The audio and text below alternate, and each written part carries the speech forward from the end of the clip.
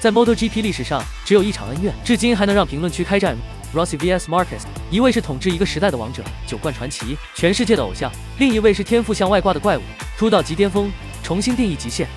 故事爆发在2015年马来西亚站 ，Rossi 正在争夺他的第10个世界冠军，而 Marquez 已经无缘年度冠军。但那场比赛里 ，Marquez 多次贴身防守 Rossi， 两人对抗越来越激烈。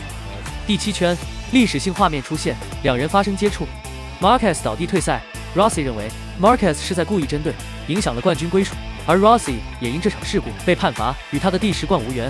从这天起，车迷分裂成2个世界，有人说 Rossi 是受害者，有人说他该为动作负责。但无论你站哪边，一个事实无法否认，这场恩怨直接改变了整个 MotoGP 的历史。这场事故你是站 Marquez 还是 Rossi？评论区见。